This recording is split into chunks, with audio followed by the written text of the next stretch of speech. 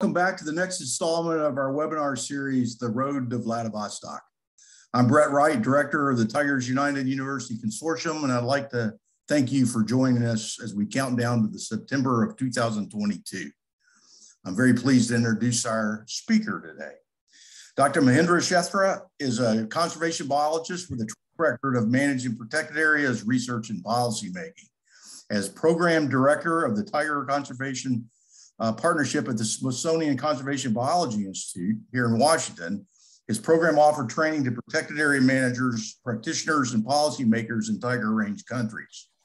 Prior to the Smithsonian, he was the director of Save the Tiger Fund, a grant-making program at the National Fish and Wildlife Foundation, also in Washington.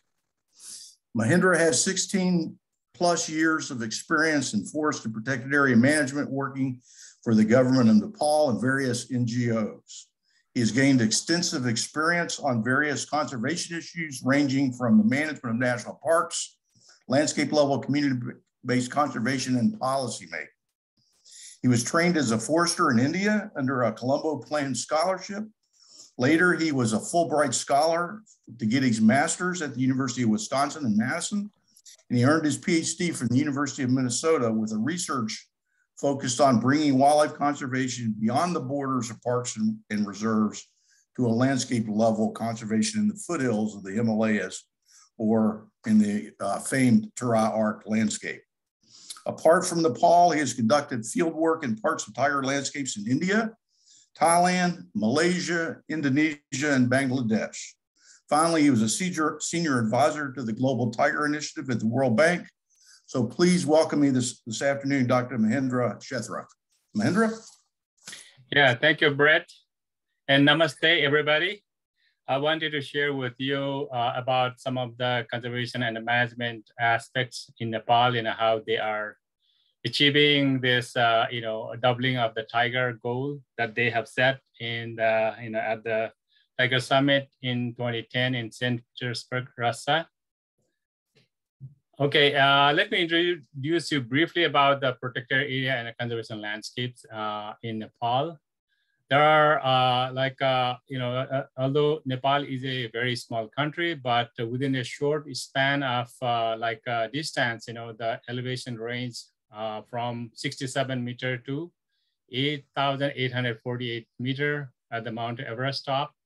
So because of this, wide range of elevational, changes, there are, 11 bioclimatic zones and 9 terrestrial ecoregions, and there are 36 vegetation types. And in Nepal, as you see in the map on the top right, there are most of the protected areas are on the northern edge, at the Himalayan range, but there are also some important protected areas in the southern belt. That's the southern Tarai, we call it Tarai, and that is in the foothills of the Himalayas. And these are the main tiger bearing areas. And also on this lower left side, these are some of the conservation landscapes that Nepal has identified. And this Tarai Arc conservation landscape, this expands through India as well, which I'll show you in the next slide. And there are 12 national parks, 6 conservation areas, 1 wildlife reserve, and 1 hunting reserve. And there are 9 Ramsar sites. And in total, the protected area system in Nepal covers 23% of the land area. And this is the Tarai Arc landscape that I was talking about. For example, this is Nepal. And, there is this Bagmati River in the eastern side, and the Yamuna River in India. That's the span of this Tarai Arc landscape. And it is a matrix of varieties of forest in particular areas in India and Nepal. And the primary goal of this Tarai Arc landscape is to provide the connectivity between these protected areas. These orange spots are the protected areas, and the green color is the existing vegetation types. So these are the ones that provide the connectivity for wide-ranging varieties of animal species, including tiger, elephant, rhino, and others. And this arc landscape is, the area is about 50,000 square kilometer between India and Nepal. And there are like 18 protected areas within this system in Nepal and India. And as you see, this is the international border between India and Nepal. There are many transboundary protected areas that are interconnected between them. And some of the protected areas in India are connected through Nepal, the corridors through Nepal. So these, Tarai Arctic conservation landscape is in the best interest of both India and Nepal in terms of the conservation. So just jumping into this tiger population trend in Nepal that we have seen, in 2010, Nepal had estimated 121 tiger population. And then since then, they have been conducting this monitoring and population estimation every 4 or 5 years. So in 2014, they achieved this 198. And now in 2018, it is 235, almost doubling the population, whatever they had committed in 2010. So this year, again, in 2020, later, probably in a month of period, time, they will be doing another population estimation and a camera trapping size so that they can report it back to the Vladivostok meeting about this, their achievement. And just looking at the management perspective, how they achieve this success, some of the key factors is the international commitment that they have made, the Nepal has made, and also at the same time, international support that they have received so far, and the security measures, and then increase in habitat and resources that they have. Like after 2010 Tiger Summit, the Prime Minister himself was one of the participants, and he attended that meeting. And since his return, he allocated additional separate resources, funding resources, from the Ministry of Finance, directed towards tigers and also protected area management. And also they have established one new national park, Bake National Park, in 2010. And also they have, extended some of the protected areas. And at the same time, they have also expanded the security measures that they have. And since then, Nepal has achieved 6 zero poaching years. They counted 365 contiguous days to level at the zero poaching years. And so, just to let you know, how they achieve this zero poaching in Nepal is because of the interagency cooperation, the committees that they have established, since 2010, they have established Tiger Conservation Committee that is chaired by the minister.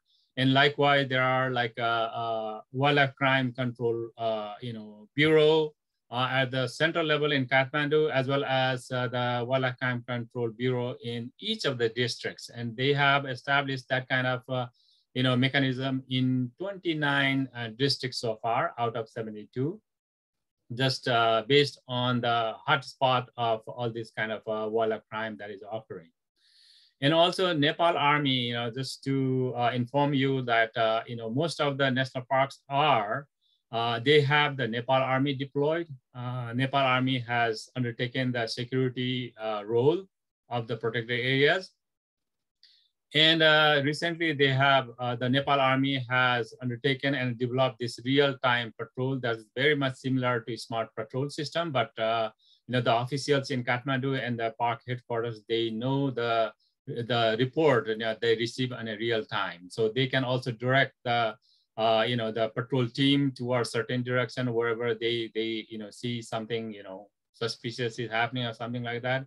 And also sometimes they also carry out sweeping operation, because sometimes on the ground there are so many illegal the traps and others the criminals are hiding, they go do that. And then also sometimes for example they they kill the tigers and they dump the tigers on the ground. And if it is only along the road or the accessible area, then that kind of illegal activities will be not detected.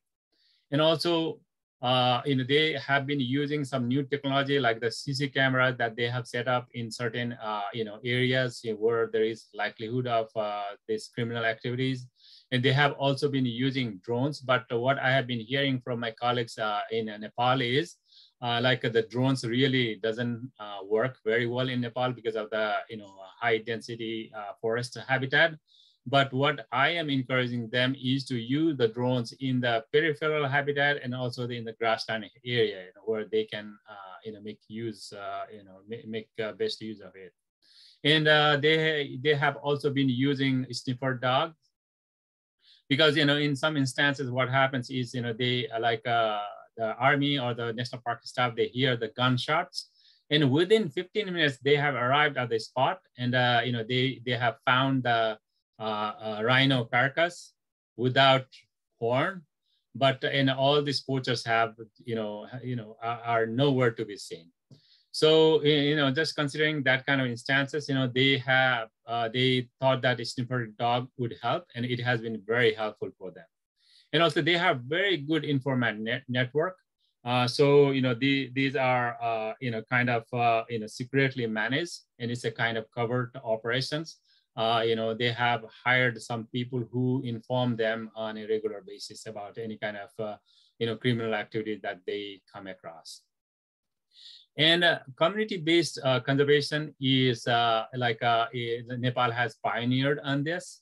So they have mobilized the youth groups and all kinds of user group, including women, and so that they are being empowered with all the kind of income generation activities, and they are also helping the conservation efforts in turn.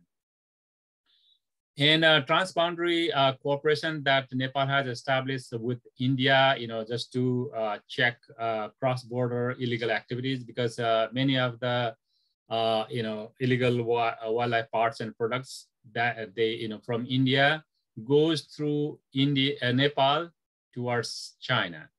So, they have also established an MOU with China. So there is, China's MOU is very recent, but, the MOU with India has been there for almost more than a decade. So there has been very good cooperation. They hold meetings at the policy level, at the highest level, in New Delhi and also in Kathmandu. They take turns, and they do have a regular meeting at the field level because, as you had seen in the previous map, there are some, interconnected transboundary protected areas. So the managers are in constant, in a regular communication about all these criminal activities. And also they have been undertaking some level of research and monitoring on the tiger and the prey, so that they have a very good information about the population trend. And just to let you know, just to show you that, about the international commitment that Nepal has made in 2010, I already mentioned that Prime Minister at that time himself has attended that meeting and committed for doubling the tigers. Oh, sorry. So in this, for example, this national park, this Banke National Park, that's the new national park that was established in 2010. And it's, as you see, it is interconnected with this Bardia National Park. And these are, the Parsa National Park, Chitwan National Park, Banke National Park, and Bardia and Suklafata National Park. These are the main tiger habitat in Nepal. For example, here, in Chitwan National Park, there is another national park, tiger reserve in India here, Valmiki Tiger Reserve. And this together, like Chitwan, Parsa, and Valmiki Tiger Reserve, they make like a 2,500 square kilometer of in contiguous tiger habitat. That's one of the biggest and the largest chunk of tiger habitat left in Asia. So, and that's one of the source sites for tigers and many of the wildlife species. And I had shown in another map that there is a connectivity, and then the tiger and other animals, they move from Chitwan, the source population, to elsewhere, where they will be looking for establishing their home ranges. And some of the tiger, they have reached up to this, like Baki National Park through India, crisscrossing the border. And in addition to this, like this yellow, patches all around this national park, they are the buffer zone. And the buffer zone is a matrix of human settlements as well as the forested habitat. And the forests are being managed by the local community.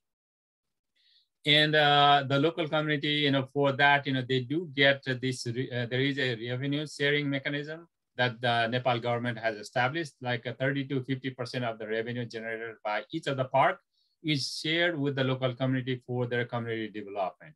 So this is a kind of win-win kind of situation where the local community also get benefit from the park revenue, and they can see their livelihood directly connected with the well-being of the national park because they are getting this revenue for their community development. But at the same time, they also allocate some of their resources that they get to the conservation of all this buffer zone area. In this buffer zone area, since they are being managed by the local people, like they are managing the grassland, cutting all these weeds and everything, for their firewood and everything. So this buffer zone also serves as a good habitat for tigers and many other, species. And there are some areas like from Chitwan, or even here was some of the human habitation here. So they have been voluntarily relocated to a in a place nearby a city area where they are. I think they have good access to all kind of social services like health, education, and everything, and also job opportunity. And they're in from other area also. There has been some voluntary relocation, and this area in Parsa National Park has been recently added. Okay, institutional mechanism like Tiger Conservation Coordination Committee that I mentioned earlier, that this is chaired by the Prime Minister, and all other relevant ministries like Ministry of Finance, Ministry of Home Affairs, where the police force is attached to, and the Ministry of Defense, and district administration. Everybody is in that committee, so that and even the judiciary and the customs, everybody is in that committee, and so that they can have some of the decisions that is coherent and supportive to the conservation. And National Wildlife Crime Control Coordination Committee, this is chaired by the Minister of Forest and Environment, and the Secretary of the Minister of Environment is the member secretary, and all the departments under that, like Department of National Parks and Department of Forest, and also the Department of the police, the army, and the customs, and everybody is here at the departmental level. And this central level Wildlife Crime Control Bureau is chaired by the Director General of the National Parks Department, so that there is whatever directives that they get from this National Wildlife Crime Control Coordination Committee, they get implemented, and from this central level, all the decision, all the directives goes to the district level. There are 26 district level cells formed, and at the district level also somebody from the national parks offices, they coordinate all this meeting, they engage all this judiciary committee, district administration, the army, the police, and the investigation team, and also the local community, so that they can coordinate in controlling all kinds of wildlife crime. And like I mentioned earlier, in all the national parks, the Nepal Army is deployed, and they take the responsibility for the security measures, and they patrol the area together with the national park staff. So whenever the arrest is made, the Nepal army, if they make the arrest, they hand over the the suspected person to the National Park Department to prosecute further. And Nepal police is equally active outside the protected areas, and they have formed a special wing, the environmental crime pillar, they call it, at Nepal Police Criminal Bureau of Investigation. So the National Parks Department and Forest Department, they coordinate with this cell to control all kinds of illegal trade and trafficking outside the protected areas. Just to show you, some of the patrolling activities that the Army and the, National Park staff, they carry out, and it's all real time, and they have this, special mobile phone, that they carry, and that they report all the GPS location and all kinds of, animals that they sight. So they take all kinds of mode, like, foot patrol, boat patrol or vehicle, and also, other kinds of patrol, like bicycling and everything, so that they can cover much of the areas. And, they are also in regular communication about, all the, illegal activity they come across, and also the footprints that they come across, and they report it back to the, National Parks Authority and the Army officials as well. And they also have a regular training so that they get updated on the recent reports and recent technology. And likewise, I mentioned that they also report animal sightings, like the elephants, tiger, rhino, whatever they call it. And Nepal, in most of the protected areas, they have, if you look at the density of the guard posts, they are very strategic. But for the protection measures of all kinds of wildlife species in the protected areas, these are the guard posts that are needed. And all of these guard posts are shared by both the Army and also the National Park staff. And from each of these guard posts, they cover certain areas, for the patrolling and monitoring.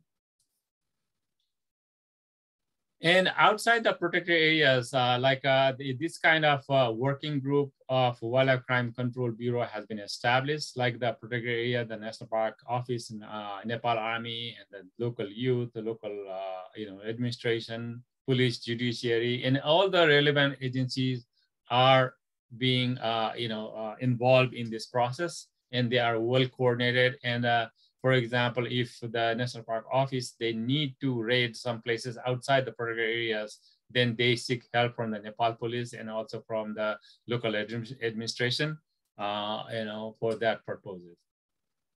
And for community and the youth group mobilization, the National Park offices have been, investing significantly. There is also a very good interest that has been expressed by the local youths and the local community to join this, control of wildlife crime. And likewise, all this community, the community around the national park, they have also established, they call it community-based anti-poaching units, because although they don't have any kind of authority to arrest people, but they do patrol on a regular basis on the peripheral area of the national park, so that they can report it back to the National Park Authority if they see any kind of suspicious activities. And the anti-poaching unit within the national park will take an action immediately. And there has been some of the instances where the national park has facilitated through some NGOs where they, the local people have voluntarily submitted all the illegal guns that they have, because these are the guns, that has been collected, from some of the areas where there has been a lot of poaching incidences reported.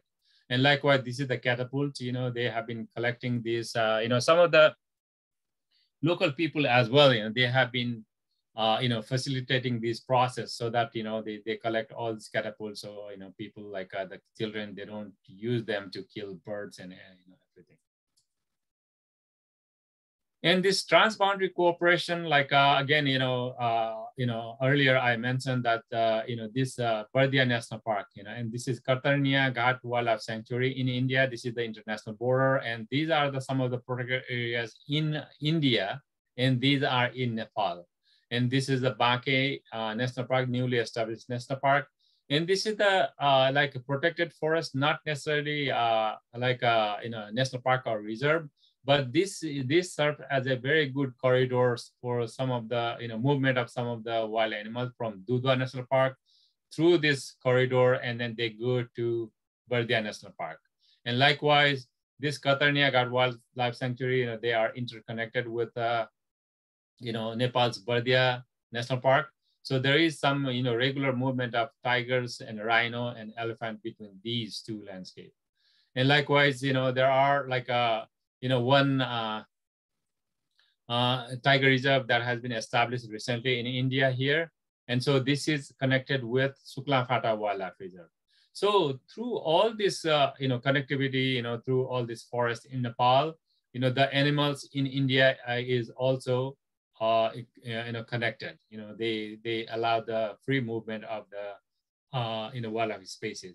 So there has been some MOU between India and also with China, and they have a regular coordination meeting that is happening so that they can discuss about all this wildlife crime and discuss about the controlling of this cross-border illegal wildlife crime.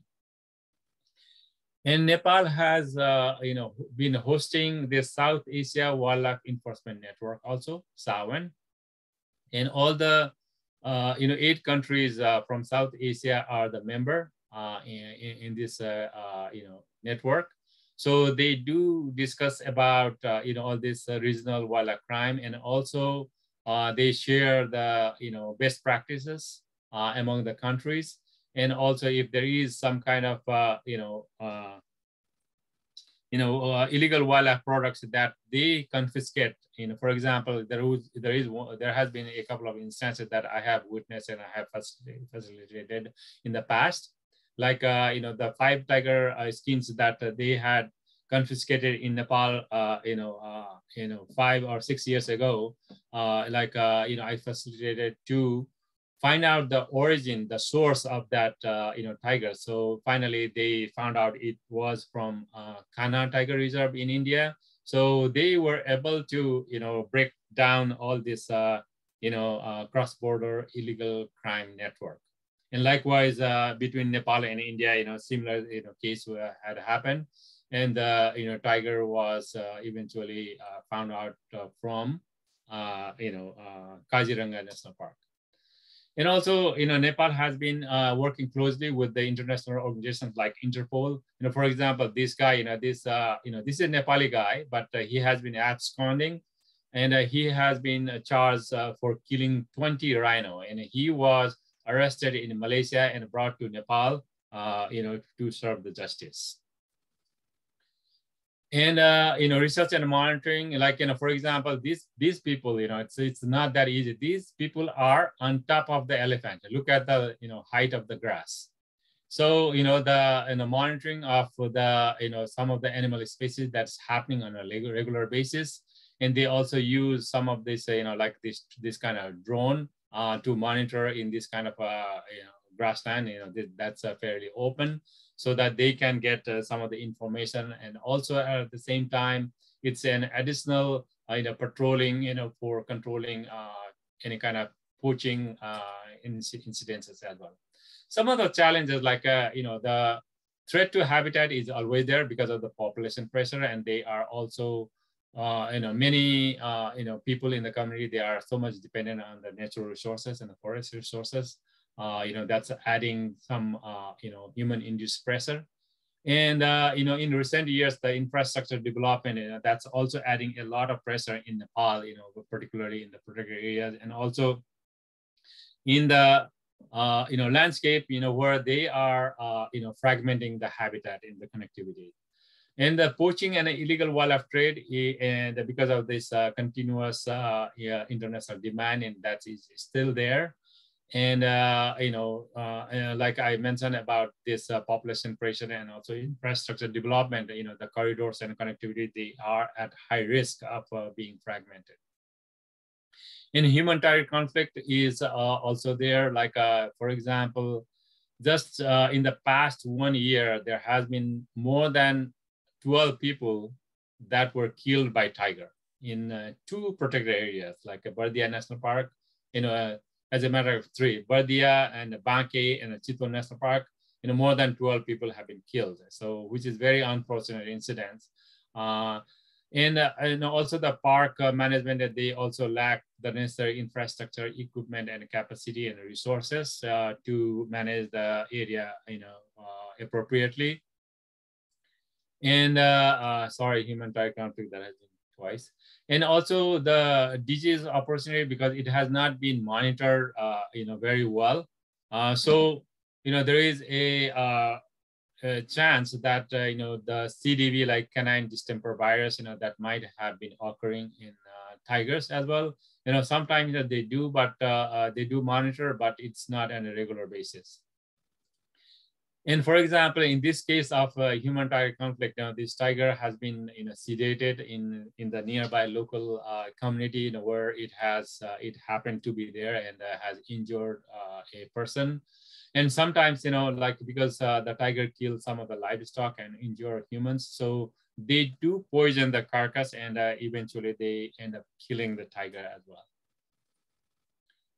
And because of the COVID in the recent year, the recent COVID, there has been a huge economic loss, because there is no tourism. The local communities are not getting the revenue that they used to get from the park services.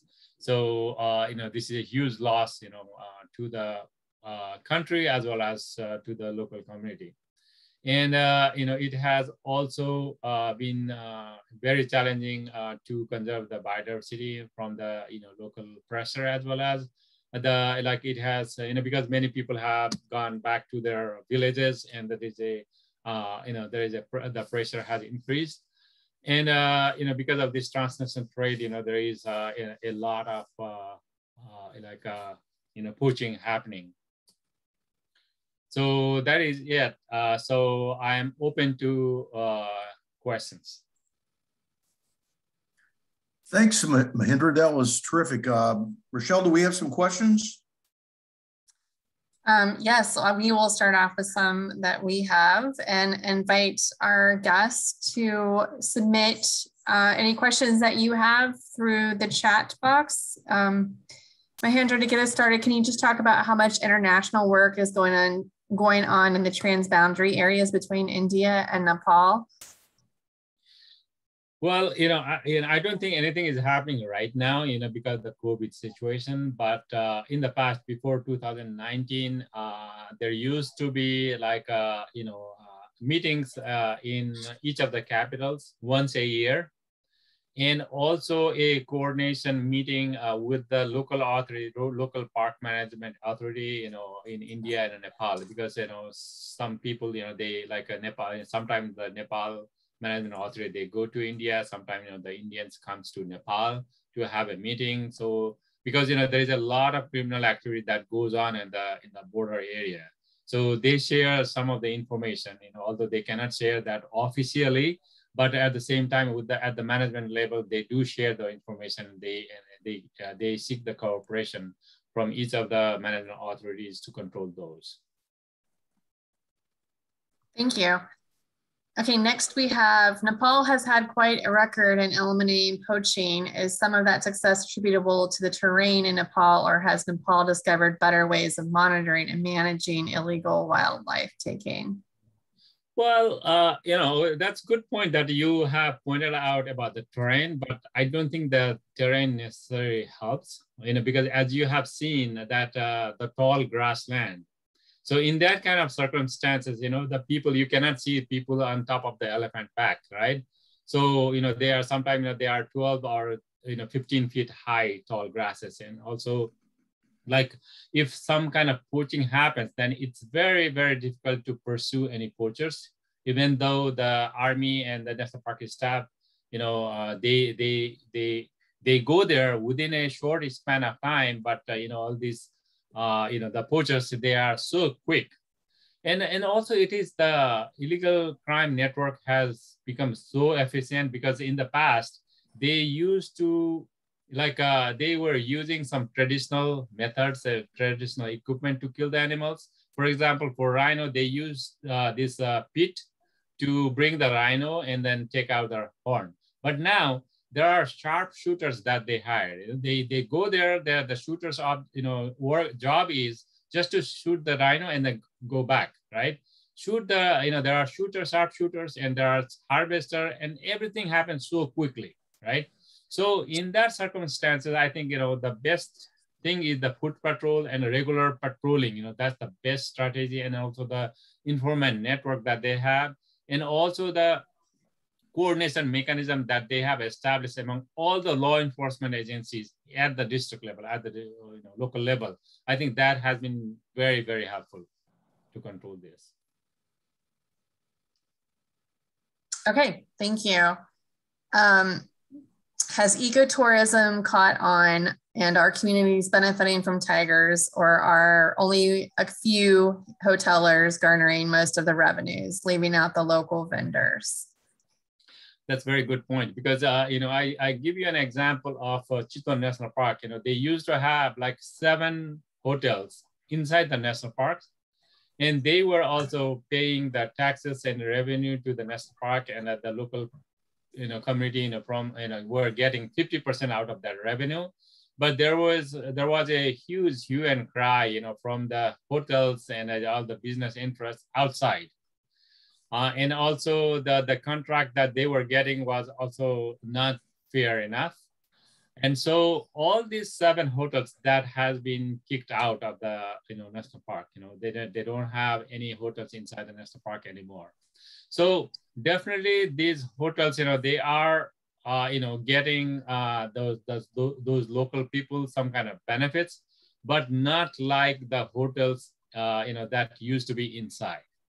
And definitely, as you might have been, like suggesting that whether there is any kind of direct benefit coming to the local community, definitely not, because all these owners and the owners of the hotels are from the big cities, because the local community, they cannot, invest that much, but they do get some employment opportunity. But on top of that, I would like to add here, the national parks and the management authority, they are encouraging local people to have the homestays, so that the visitors and tourists, they can test the local cuisine, they can see all these local cultures and everything.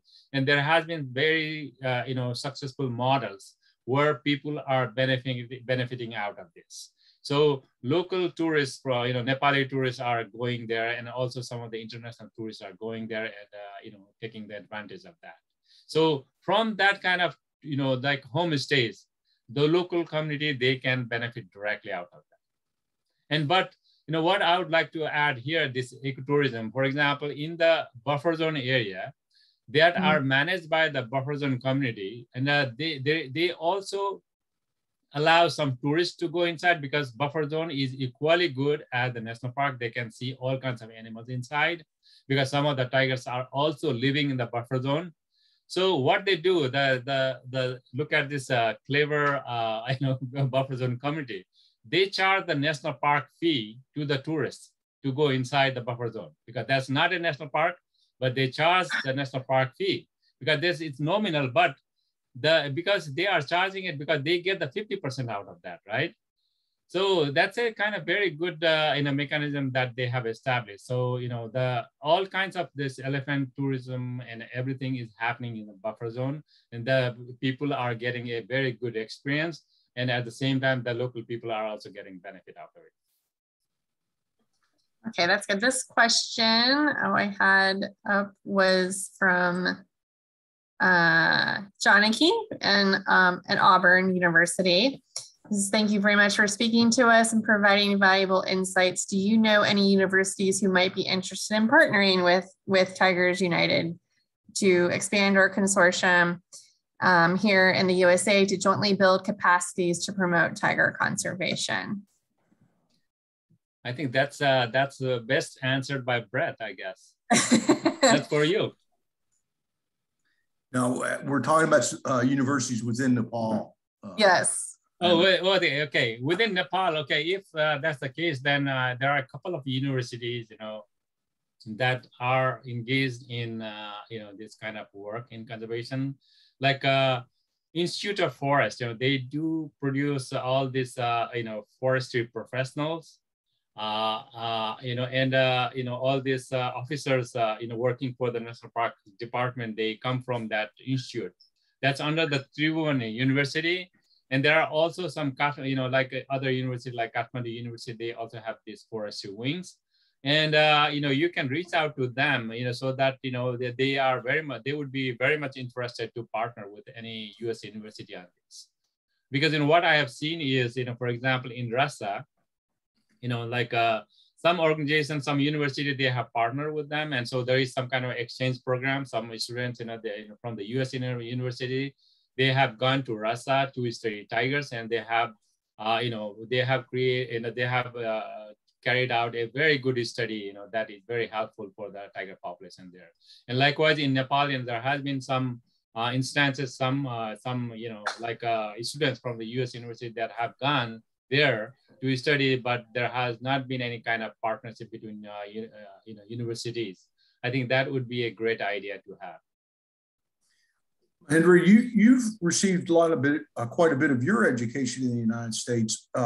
Do you see that as an advantage? And we would certainly be open to discussions with anyone there in Nepal about partnerships and how, our universities can help, because we want to really focus on countries throughout the Tiger Range.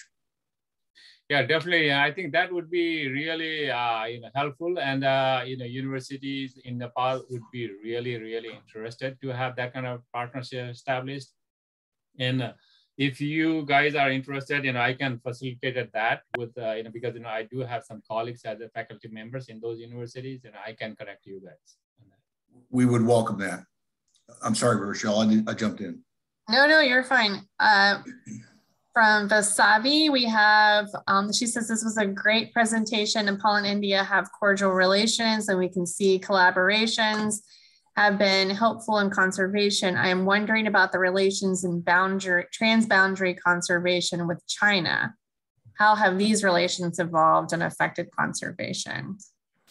Well, compared to the kind of coordination that Nepal has with India, with China, it's a very at a nascent stage. They just had the MOU that has been signed off because of this, very, difficult terrain in the northern part, and also like from that perspective, it has been very, very difficult to monitor all kinds of, illegal cross-border, illegal activities. But having that MOU, I think, that established a good path to move forward, because again, like China, at the same time, like it has, what I have seen over the years is China itself has not really determined how to go about this illegal trade and trafficking, because there is a huge demand of this, wildlife parts and products.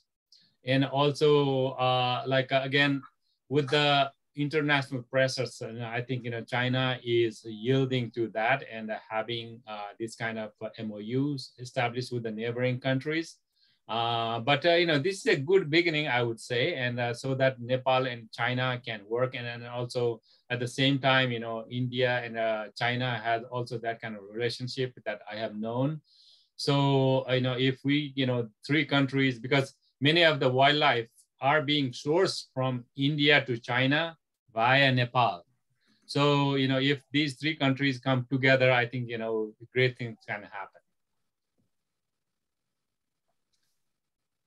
I have one question myself, since we're talking about Vladivostok and we're going to be there next year, and this will be the culmination of the last 10 years of work in the Year of the Tiger. Do you think that coming upon this critical deadline is putting some political pressure on countries like China to put more effort into their conservation and figure out these challenges? Well, I would say yes and no. This is very kind of mixed, message that I get. Definitely, like for example, in 2010, also at the St. Petersburg summit, the Chinese premier was there, right? And we have seen how things develop in China, since 2010, right? So, there has been some, a good development in China, and there has been some restriction, but that is simply not enough, because China is sucking, all the wildlife spaces all around the world. So, but that being said, because just learning from our past experience, before 2007-8, like, because everybody was finger pointing on China, that was simply not helping. So just bringing them on the table and convincing them would really help, because they need to understand the significance of wildlife conservation and why they need to invest in conservation of wildlife species elsewhere, not only within China, but in other countries as well. And I think that would be a good move from rest of the world, because otherwise, what we have seen in if they are cornered, they don't care. So we should not let that happen, because we should make them care about what we are saying, why this wildlife conservation is important. So there is a good opportunity there, because China is becoming a very influencing power right now. So from that perspective, they are also looking at a kind of their global reputation. So if we go from that perspective, I think we can achieve a lot with China, and there are definitely some good people who are very much keen on this conservation all across the world. So we need to grab that opportunity. And what I have seen is like between Russia and China, since the meeting is happening in Vladivostok. So, China border is not that far from Vladivostok, because I have traveled from Vladivostok to China, at one point. So, because there is also a lot of, pressure, poaching pressure in, tiger habitat in Russian side around Vladivostok. From that perspective, like, and also there has been cooperation, and because between Russia and China about the tiger population monitoring and everything about the tiger works. And the Chinese on the, like in that border side near Vladivostok, Hunchun Nature Reserve, they seek help from the experts from Russian side. They come over there and they help them. So they are coordinating very well, at least in that part of China. So from that perspective, if we can build that kind of interest within China, I think they will make a good progress in helping other countries as well, saving tigers. Thank you. We're going to close our Q&A at this time. If you have other questions we didn't get to during the session, please email them to us, and we will have Mahendra answer them after the session and get them out to everyone. And now I will turn it over to our director, Brett Wright. Thank you, Rochelle. Mahendra, thank you so very much. That was very informative and very interested in your home country, and certainly appreciative of all you've done in your long and storied career. Ladies and gentlemen, thank you all for joining us in this last installment. This concludes what we have today, but we hope you'll join us for a future installment in 2022, the Year of the Tiger, and we hope that the Year of the Tiger is very good for you. We look forward to seeing you in a webinar soon. So Mahendra, thank you very much. Thank you, Rochelle. And thank you very much for listening. And I hope that, many other countries will also report, like Nepal, definitely India also have achieved a lot in terms of increasing tiger population, and other countries are struggling, but they are doing good. For example, in Malaysia, there's a lot of things that is happening, and they have also built a political pressure. So hopefully they will be hearing a good report in Vladivostok about tiger population increase. Thank you very much for this opportunity, and thank you for listening. Thank you, Mahendra. Good evening, everyone. Have a good evening. Yeah, bye now. Bye.